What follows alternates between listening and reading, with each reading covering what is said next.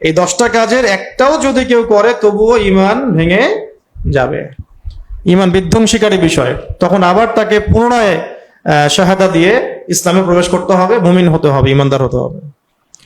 জানার দরকার নাই, খুবই গুরুত্বপূর্ণ। তো আমি শুধু আজকে পয়েন্টগুলো বলবো, ইনশাআল্লাহ এরপরে কখনো বিস্তারিত কথা হবে ইনশাআল্লাহ।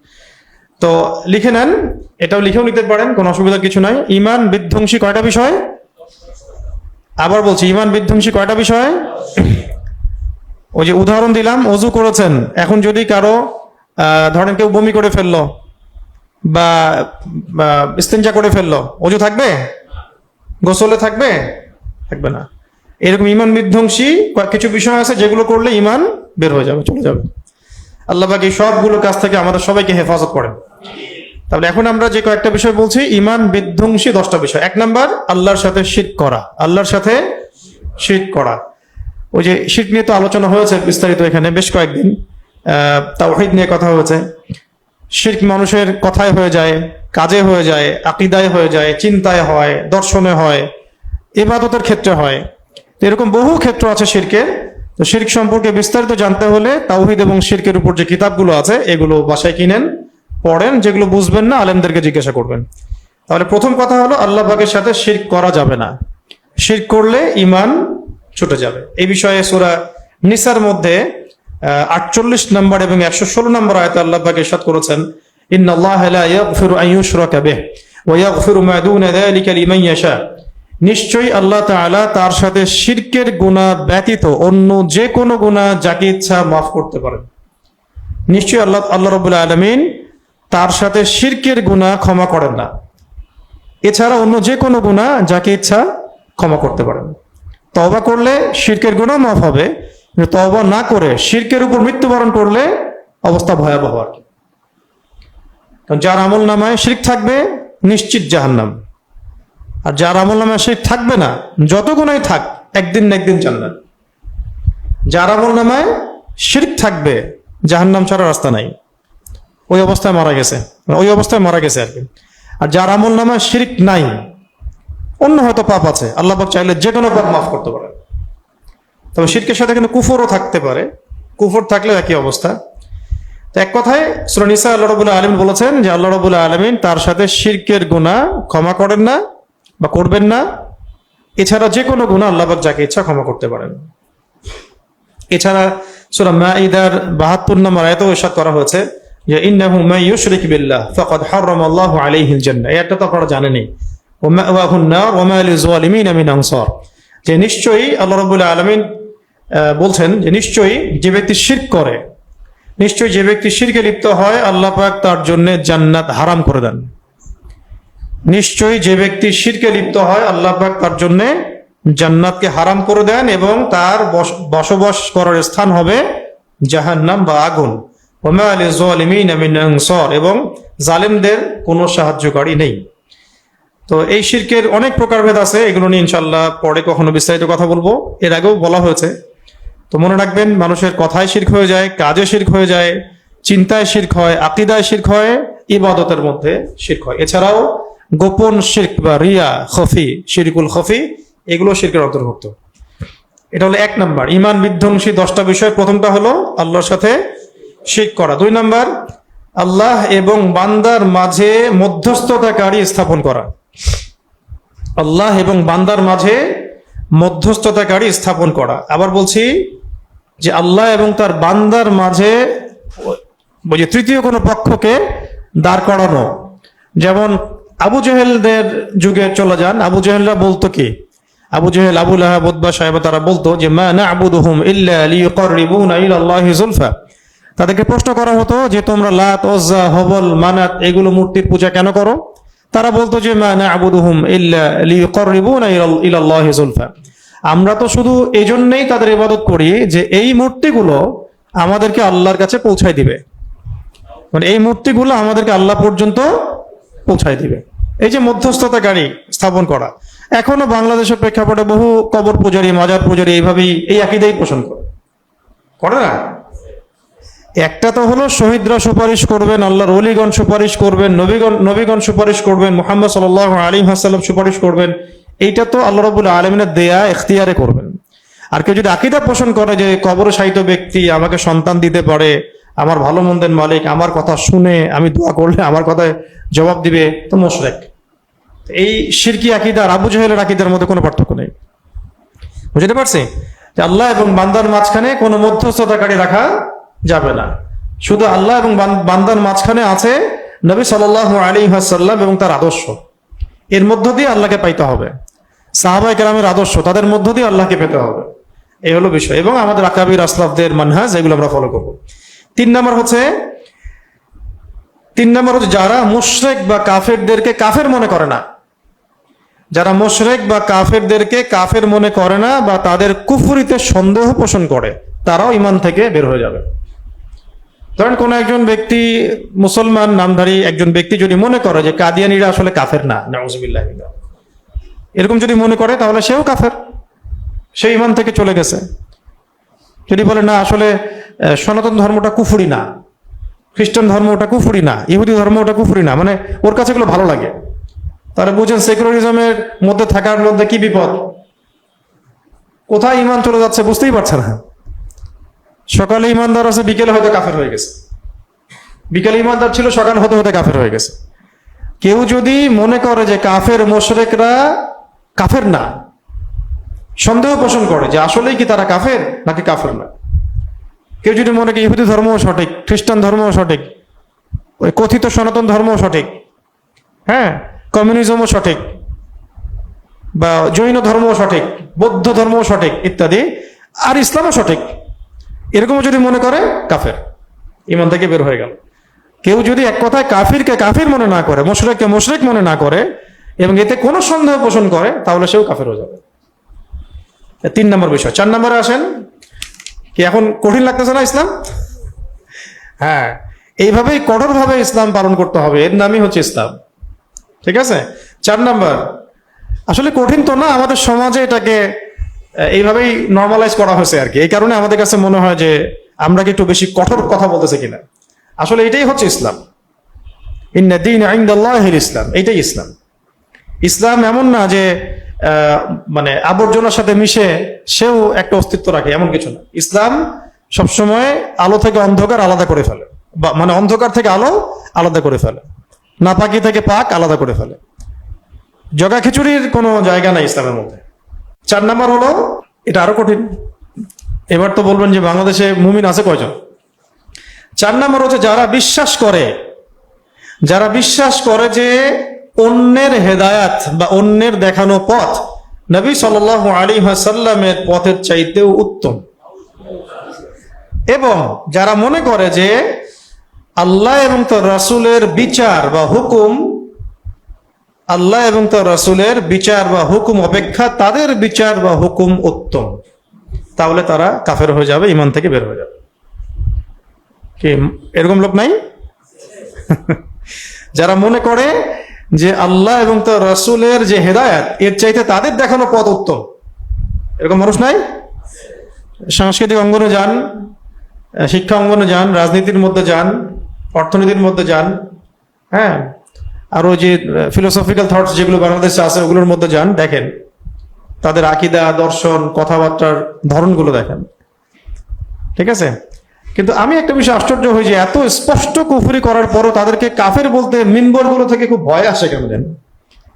মিম্বরের যারা আমানত রক্ষা করেন তারা কেন জানি বলতে চান না যে আসলে এটা কুফরি, বা দিন শেষে তাদের সাথেই ধন্যবাদ দেন, তাদের সাথেই লিয়াজু করেন, আতাত করেন। এই জিনিসটা আমার বুঝে আসে না। আসলে আপনাদের বুঝে আসলে আমাকে বোঝায়েন, সমস্যা নাই। এখানে স্পষ্ট কথা, কেউ যদি আল্লাহ এবং তার রাসূলের বিধানের চাইতে বা দেখানো পথের চাইতে, হেদায়েতের চাইতে নিজেদের দর্শনটাকে বা নিজেদের দেখানো পথকে বেটার মনে করে, শ্রেষ্ঠ মনে করে, তাহলে সেটা ঈমান বিধ্বংসী বিষয়, বের হয়ে যাবে ইসলাম থেকে। আচ্ছা, যেমন এখানে এক্সাম্পল হিসেবে বলা হয়েছে যে ওই সমস্ত লোক, যেমন উদাহরণস্বরূপ ওই সমস্ত লোক যারা তাগুতের মানে আল্লাহ দ্রোহী শক্তির বিধানকে রাসূলুল্লাহ সাল্লাল্লাহু আলাইহি ওয়াসাল্লামের বিধানের উপর প্রাধান্য দেয়, এক্সাম্পল দিয়ে দেওয়া হয়েছে। ওই সমস্ত লোকেরাও এর অন্তর্ভুক্ত যারা মানব রচিত বিধান বা মতবাদকে ইসলামী বিধানের উপর প্রাধান্য দেয়।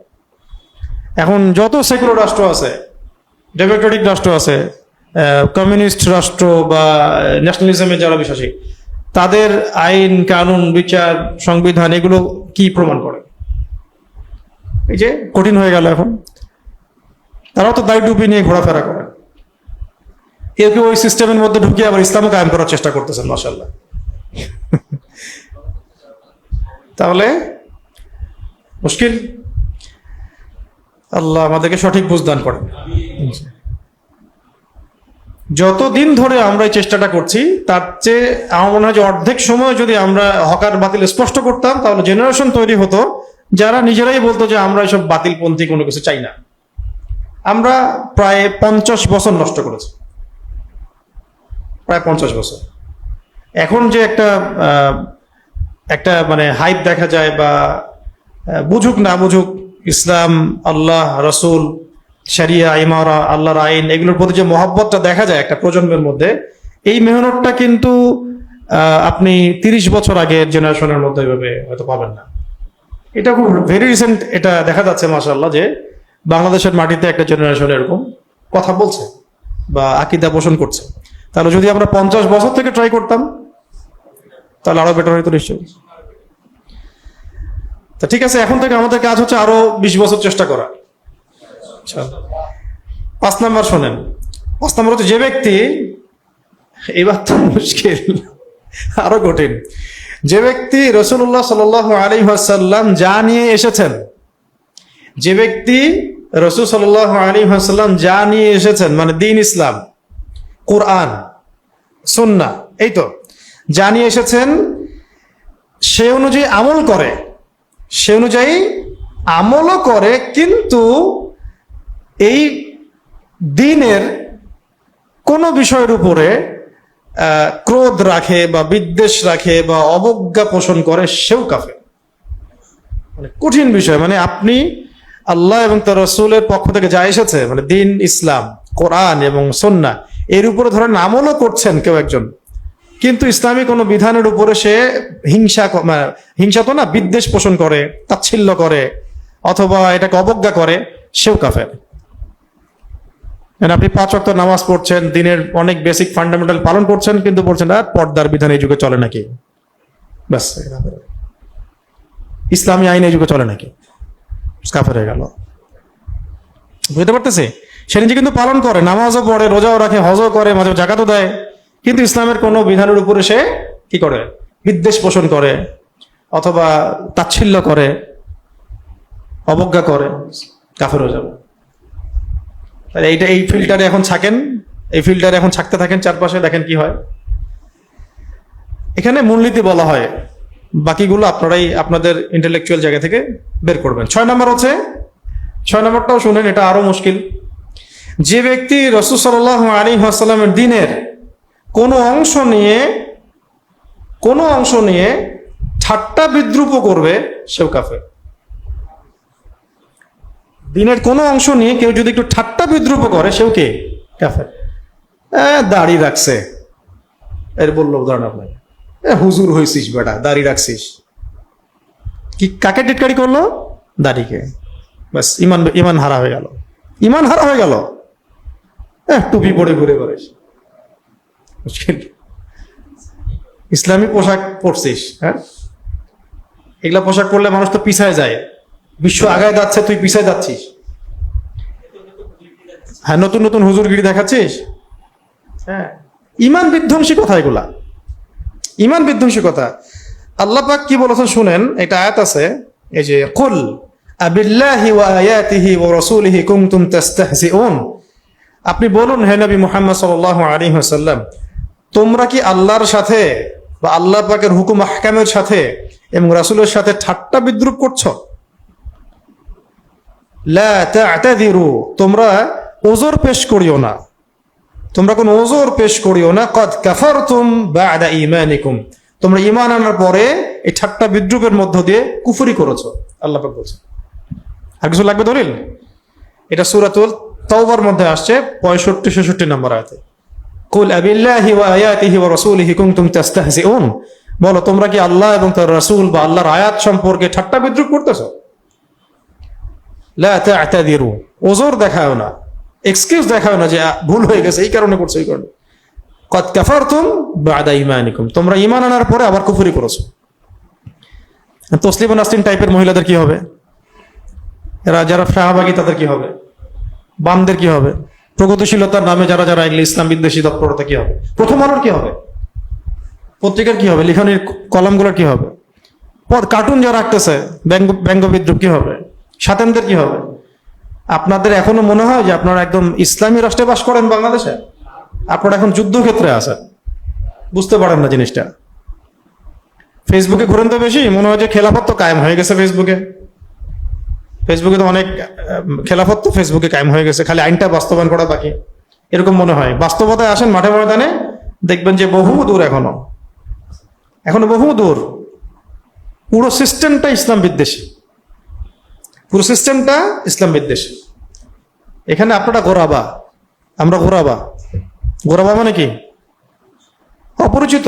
আপনি পরিপূর্ণরূপে ইসলাম পালন করতে যান, আপনি সমাজে গোরাবা হয়ে যাবেন। কিন্তু এগুলি ইসলাম। এভাবে যদি কেউ জীবন করতে পারে, ঈমান নিয়ে মরতে পারবে। ঈমান নিয়ে মৃত্যুবরণ করাটাই সবচেয়ে বড় কথা। ঈমান নিয়ে মৃত্যুবরণ করাটাই সবচেয়ে বড় কথা, এবং কিয়ামতের মাঠে সফল হওয়াটাই সবচেয়ে বড় কথা। দুনিয়ায় কি হয়ে যায় যাক, এটা মাছির পাখার পরিমাণও মূল্য নেই আল্লাহ পাকের কাছে। একটা মাছির পাখার পরিমাণ মূল্য আল্লাহ পাকের কাছে নাই এই দুনিয়ার। আর আমরা দুনিয়াতে সাবিত করতে চাই, দুনিয়াতে বড় হতে চাই, দুনিয়াতে সবার চোখে মানে আল্লাহর ওলি হয়ে থাকতে চাই। আল্লাহ পাকের কাছে আমার অবস্থান কি, সেটাই সবচেয়ে বড় কথা। এবং পরিপূর্ণ ঈমান নিয়ে আমরা পরকালের যাত্রা করতে পারতেছি কিনা, এটাই সবচেয়ে বড় কথা। আল্লাহ পাক আমাদের তৌফিক দান করেন। তাহলে ইসলামের কোনো বিষয় নিয়ে কেউ যদি ঠাট্টা বিদ্রুপ করে, কি হবে? ঈমান থেকে বের হয়ে যাবে। 7 নাম্বার জাদু করা। 7 নাম্বার কি? জাদু করা। কেউ যদি জাদু করে, জাদুবিদ্যার চর্চা করে, হ্যাঁ, যে কোনো কারণেই করুক, স্বামী স্ত্রীর মধ্যে মিল মহব্বত সৃষ্টি করার জন্যও কেউ যদি জাদু করে, এই জাদু হারাম, কুফরি, কবিরা গুনাহ। আর বাকি অন্য উদ্দেশ্যে করলে তো শেষ। তো এটা সূরাতুল বাকারায় 102-3 নম্বর আয়াতের দিকে বিস্তারিত ওই বড় একটা আয়াত আছে, ওয়াত্তাবিউ মা তাতলু শায়াতিনু আলা মুলকি সুলাইমান, একদম পুরো একটা পড়বেন, এখানে পুরো ডিটেইলস দেয়া আছে আর কি। তো জাদুবিদ্যা নিয়ে এখানে একটা তালিমে আমি ধরে ধরে সব বলে দিয়েছিলাম যে চিকিৎসার জন্য কি করতে হবে, জাদু কি, কেন। ওই ক্লিপটা হয়তো আছে, আপনারা দেখে নিন। আজকে আর ডিটেইলস বলছি না, এতটুকু বলছি, জাদু যারা প্র্যাকটিস করে, চর্চা করে, ওমর রাদিয়াল্লাহু আনহুর যুগে তাদেরকে হত্যা করা হতো। এটা হচ্ছে একটা মৃত্যুদণ্ডের সমপরিমাণ শাস্তি আর কি। এটা এখন ঘরে ঘরে ঘরে ঘরে ঘরে ঘরে বলবো না, কিন্তু এলাকায় এলাকায় ঠিকই চলছে না? পোস্টারিং করে, অনলাইনে অ্যাড দিয়ে তান্ত্রিক কবিরাজ এগুলো জাদু করতেছে। এগুলো থেকে বাঁচতে হলে অবশ্যই কোরআনের সাথে সম্পর্ক রাখতে হবে, ফরজ ওয়াজিব ঠিকঠাক মতো আদায় করতে হবে, পাক পবিত্র থাকতে হবে, নিয়মিত দোয়া দরুদ মাসনুন যে জিকির আজকার এগুলো করতে হবে। ইনশাআল্লাহ আল্লাহ পাক এগুলো থেকে হেফাজত করবেন। ঠিক আছে। 8 নাম্বার হলো, 8 নাম্বারটা আরো কঠিন হয়ে যাচ্ছে মনে হয়। 8 নাম্বারটা হচ্ছে যে কাফের মুশরিকদের পৃষ্ঠপোষকতা করা এবং মুসলমানদের বিরুদ্ধে তাদেরকে সাহায্য করা। করলে ঈমান ধ্বংস হয়ে যাবে, ঈমান বের হয়ে যাবে। কাফের মুশরিকদেরকে পৃষ্ঠপোষকতা করা আর মুসলমানদের বিরুদ্ধে তাদেরকে সাহায্য করা। বাস মূলনীতি বলে দিলাম, বাকিটা মিলান। সারা দুনিয়া ব্যাপী, আমাদের দেশে, আমাদের অঞ্চলে, আমাদের এলাকায় কাফের মুশরিকদের পৃষ্ঠপোষকতা কারা করতেছে আর মুসলমানদের বিরুদ্ধে তাদেরকে সাহায্য কারা করতেছে? এরা মুমিন না, এরা কোশ্চিন কালেও মুমিন না। বাস্তবতা এরকম আর কি। কখনো কখনো তো আমরা এটাও দেখি যে সামান্য একটু সমর্থনের আশায় কুফরিকে কুফরি বলতে ইসলামপন্থীদের অনেকে ভয় পান, কাফেরকে কাফের সাব্যস্ত করতেও ভয় পান, মুশরিকদেরকে মুশরিক বলতে ভয় পান, বরং তাদের মানে কি বলবো, তাদের পিছনে তেল দেন। তাদের পিছনে আপনারা যেভাবে তাদের দাসত্ব করেন, পক্ষান্তরে মুমিন মুসলিম ভাইদের বিরুদ্ধে আপনারা তৎপর। কাফেরদের সাথে আপনাদের যতটা আতাত, মুসলিমদের সাথে তার চেয়ে বেশি বিদ্বেষ। এগুলো ঈমান বিধ্বংসী বিষয় আর কি। দেখ, এক কথায় কাফের মুশরিকদের যারা পৃষ্ঠপোষকতা করে এবং যারা মুমিন মুসলিমদের বিরুদ্ধে তাদেরকে সাহায্য করে তারা কোশ্চিনকালেও মুমিন নয়, ঈমান বিধ্বংসী বিষয়। এটা এমন একটা মানে মূলনীতি, এই মূলনীতির মধ্যে অনেক কিছু পড়ে যাচ্ছে। যারা কাফের মুশরিকদের বিরুদ্ধে যারা কাফের মুশরিকদেরকে পৃষ্ঠপোষকতা করে এবং মুমিনদের মুসলিমদের বিরুদ্ধে ওদেরকে সাহায্য করে, বুঝেন? একদম আফিয়া সিদ্দিকা থেকে শুরু করে ওয়ার্ল্ড অ্যাফেয়ার্স সব মিলান এর মধ্যে পড়বে না? এর মধ্যে পড়বে। 9 নাম্বার, যে ব্যক্তি বিশ্বাস করে, এটা আমাদের সমাজে আছে, যে ব্যক্তি বিশ্বাস করে যে এমন কিছু মানুষ আছে যাদের জন্য আল্লাহ এবং তার রাসূলের শরীয়ত মানার দরকার নাই। হ্যাঁ, এমন আকীদার কিন্তু অনেক মানুষ আছে আমাদের সমাজে। ওই যে কুষ্টিয়া যান, লালনের দরবারে যান, ওরা বলবে যে ওরা তো মুসলমান, এগুলো আপনাদের জন্য, নামাজ রোজা হজ জাকাত এগুলো আপনাদের কাজ, আমরা অনেক উপরে উঠে গেছি। অনেক দরগার মধ্যে এগুলো চলতেছে। বিশাল বড় পীর সাহেব, সমাজ এলাকায় খুব নাম, নামাজ পড়ে না, বলবে যে আমার নামাজ লাগে না, ওটা তোমাদের স্তর, আমি ইয়াকিনের স্তরে পৌঁছাই গেছি, এইরকম আর কি। তো এরকম আছে না অনেক মানুষ সমাজে। তো এই বিষয়টা খেয়াল রাখবেন যে এই শরিয়া মানতে আমরা সবাই বাধ্য। এমন কোনো ব্যক্তি নাই যে এর ঊর্ধ্বে চলে যেতে পারে। নবী সাল্লাল্লাহু আলাইহি ওয়াসাল্লামকে সর্বশেষ কঠিন অসুস্থতার সময়ও তিনি কাঁধে ভর দিয়ে মসজিদে এসে নামাজ পড়েছেন। এরা আবার কত বড় হয়ে গেল যে এদের আবার শরীয়ত লাগে না। আল্লাহ পাক আমাদেরকে সব ভণ্ডামি থেকে হেফাজত করেন। আর সবচেয়ে শেষে সেটা হলো, এটা আমরা এর মধ্যে পড়ে যাচ্ছি আর কি। আল্লাহ পাক আমাদেরকে হেফাজত করেন। সেটা হলো আল্লাহ পাকের দিন ইসলাম থেকে এবং দিনী ইলম শিক্ষা করা থেকে সম্পূর্ণ গাফেল থাকা। এটা আমাদের এবার ইয়াং জেনারেশনকে মিলাবে, এটা আমাদের শিক্ষা ব্যবস্থায় পড়বে যে আল্লাহ রাব্বুল আলামিনের দিন ইসলাম থেকে সম্পূর্ণ গাফেল থাকা। কোনো ফিকিরই নাই দিন নিয়ে, কোনো চিন্তাই নাই, না নামাজ, না তিলাওয়াত, না জিকির, না দিন শেখার কোনো ফিকির, না ওস্তাদদের কাছে যাওয়ার চেষ্টা, মানে কিছুই নাই, দিন নিয়ে কোনো মাথা ব্যথা নাই, দিনের সাথে কোনো কানেকশন নাই। এটা তো কুফরি, ঈমান থেকে বের হয়ে গেছে, ঈমান নাই। এখানে এটাও অ্যাড করা হয়েছে ইসলামী শিক্ষা গ্রহণ করা থেকে বিরত থাকা এবং সেই অনুযায়ী আমল না করা। ইসলামী শিক্ষা গ্রহণ করা থেকে বিরত থাকা এবং সেই অনুযায়ী আমল না করা, এটাও ঈমান বিধ্বংসী বিষয়। এর মধ্যে আমাদের পুরো কিশোর সমাজ, যুব সমাজ, তরুণ তরুণী সবাই পড়ে যাচ্ছে, শিক্ষা ব্যবস্থাও পড়ে যাচ্ছে এর মধ্যে। তো এই 10টা বিষয় জানা খুব জরুরি। তো এই 10টা বিষয়ে যদি কারোর মধ্যে থাকে বা 10টার একটাও থাকে, তাহলে অবশ্যই খাস বা খালেস তওবা করে বের হয়ে আসতে হবে এবং এই 10টা বিষয় থেকে মুক্ত একটা জীবন গড়তে হবে। এটাই হচ্ছে আমাদের এই দুনিয়ার জীবনের চ্যালেঞ্জ। তো আজকে আমরা খুব অল্প সময়ের মধ্যে কি জানলাম? ঈমান বিধ্বংসী কয়টা বিষয়?